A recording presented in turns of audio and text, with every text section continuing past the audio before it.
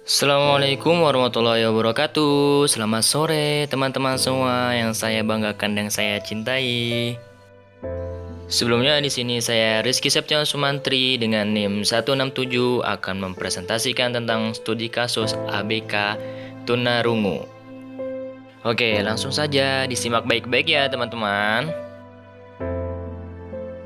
Jadi, studi kasus ini berasal dari pasangan suami istri yang berinisial atau nama samaran Bapak Toto dan Ibu Titi, dan anaknya yang berinisial atau nama samarannya Andi yang menyandang ketunarunguan berat sekali atau profound hearing impairment dengan tingkat pendengaran 110 desibel.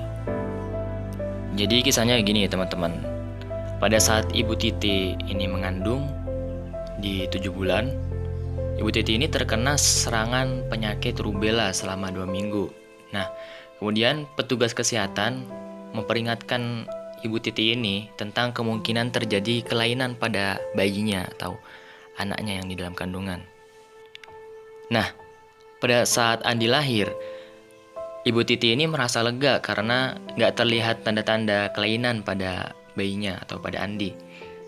Tetapi ketika Andi berusia 4 bulan, Ibu Titi ini udah mulai curiga kepada Andi tentang sesuatu. Nah, jadi setiap Ibu Titi ini membunyi-bunyikan mainan di hadapan si Andi, di depannya. Nah, Andi ini akan merespon dengan berusaha menggapainya. Tapi ketika Ibu Titi ini membunyikan di belakang Andi, di belakang badannya, Andi ini nggak ada reaksi apapun gitu, diam. Berbeda dengan respon yang diberikan oleh bayi pada umumnya. Biasanya kalau misalkan bayi pada umumnya itu kan dengar suara bunyi-bunyian dia bakal noleh, tapi si Andi ini enggak gitu. Nah, dengan rasa penasarannya, Ibu Titi ini kemudian nyoba pakai sesuatu yang lain yang suaranya lebih keras pas si Andi ini tidur. Tetapi tetap saja si Andi ini nggak ada tanda-tanda respon. Biasanya kan kalau misalkan bayi, kalau ada suara keras itu bakal bangun, tapi ini nggak ada. Malah si Andi ini terlihat tidur pulas gitu, nggak terganggu dengan kerasnya suara yang dibunyikan oleh ibunya, Ibu Titi.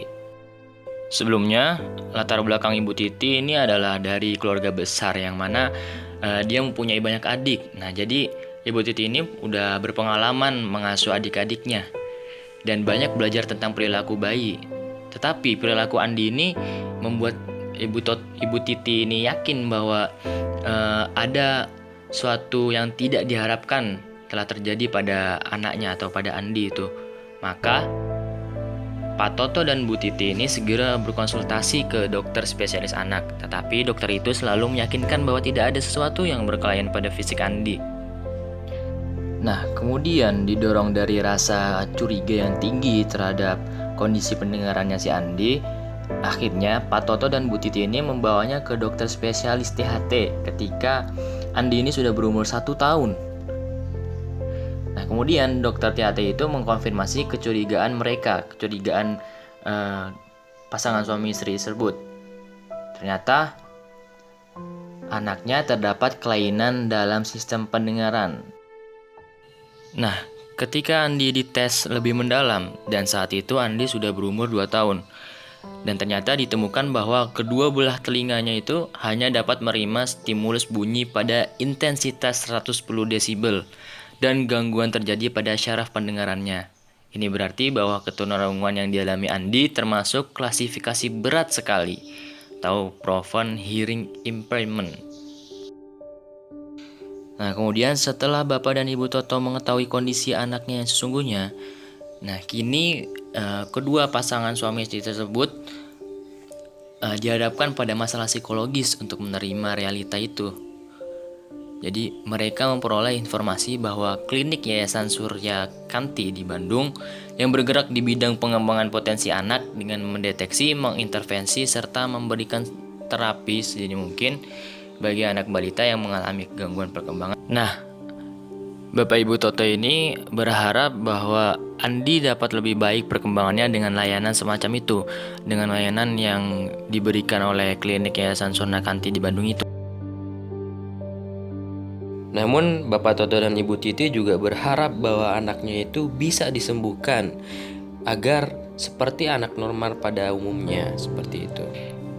Maka setelah upaya medis yang dilakukan semua menemui jalan buntu, akhirnya pasangan suami istri ini mencoba berbagai cara penyembuhan alternatif bagi buah hatinya itu. Nah, baru setelah sekitar 3 tahun berlalu tanpa ada hasil kecuali terkurasnya sumber dana keluarga, akhirnya kedua pasangan suami istri ini menyadari bahwa si anaknya itu merupakan takdir Tuhan dan mereka harus bisa menerima dan mengikhlaskannya, seperti itu. Nah, jadi begitu teman-teman. Terima kasih sudah mendengarkan sampai akhir ya. Sekian dari saya, kurang lebihnya saya mohon maaf. Billahi fi sabilil haq fastabiqul khairat. Wassalamualaikum warahmatullahi wabarakatuh.